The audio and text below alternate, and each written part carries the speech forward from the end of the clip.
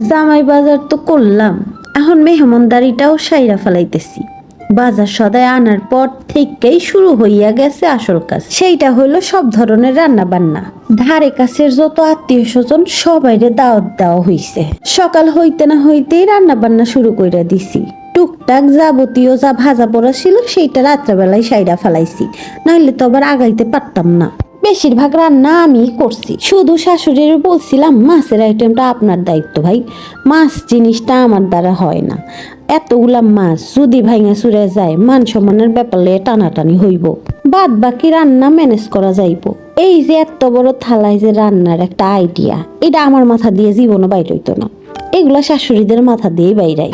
আরে আরে আবার ভুল বুঝছেন না, শাশুড়িদের মাথা দিয়া বদ বুদ্ধি খালি কি বাইর হয়, ভালো বুদ্ধিও বাইর হয়। সব মানুষের মধ্যেই ভালো খারাপ আছে, সেটা খুঁজা বাইর করা আপনার দায়িত্ব। এখন আপনি যদি না পারেন সেটা আপনার ব্যর্থতা। আপনি যেমন, অপোজিটের মানুষও আপনার সাথে সেই ব্যবহারই করবে। আপনি যদি ভালো হন ভালো ব্যবহার পাইবেন, আর আপনি যদি খারাপ হন তাহলে খারাপ ব্যবহারই পাইবেন।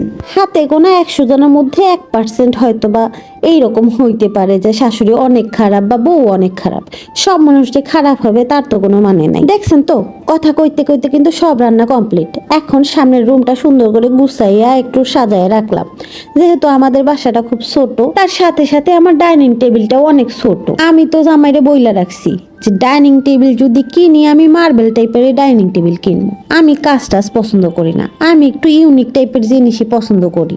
এইটা নিয়ে জামাইয়ের সাথে বেশ খানিকটা যুদ্ধবুদ্ধ হয়েও গেছে। বলেন তো দেখি, জামাই বউয়ের মধ্যে যদি ঝগড়া হয় কে যেতে, কমেন্টে যে এটার সঠিক উত্তর দিবে তার জন্য একটা গিফট আছে। কিন্তু সুখ কি টাইনা নিয়ে আসা যায়? সুখ থাকে কপালে। এগো জীবন দেখেন আর আমার জীবন দেখেন। ওইদিকে আমি গরমের মধ্যে ঘাই মানাইয়া রান্না বান্না করতেছি, আর এদিকে মনের সুখে এরা গেম খেলতেছে। রান্না বান্না শেষ কইরা সব এখন সামনের রুমে নিয়ে আসলাম। এইখান থেকে তদারকি করতে খুব সুবিধা হবে। এর মধ্যে থেকে সার্ভিং ডিশে অলরেডি সার্ভ করা হয়ে গেছে, আর বাদ বাকি যা আছে সেগুলোই আর কি একটুখানি করে ভিডিও করলাম। সব রান্নার খাবারগুলোর ভিডিও আমি একসাথে নিতে পারি নাই, এই জন্য চিন্তা করলাম এই যে এলোমেলো খাবার সেইখান থেকে আপনাদের জন্য একটু শেয়ার করে দিই। আমি যে এখন এডিট করতেছি, পোলাওয়ের চেহারাটা দেখে আমার এখনই লোভ লেগে গেছে। এবার বেশি করে মটরশুঁটি আর একটু বেশি করে গাজর দিয়ে পোলাওটা রান্না করছি, খাইতে জানি সেই স্বাদ হয়।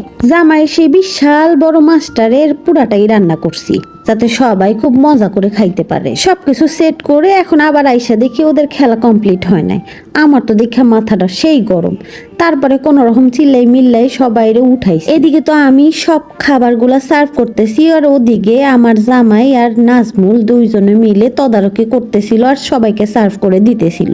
এই তো আজকে খাওয়ান দাওয়ানের পর্বটা শেষ করলাম। দেখা হবে নেক্সট ভিডিওতে। আল্লাহ হাফেজ।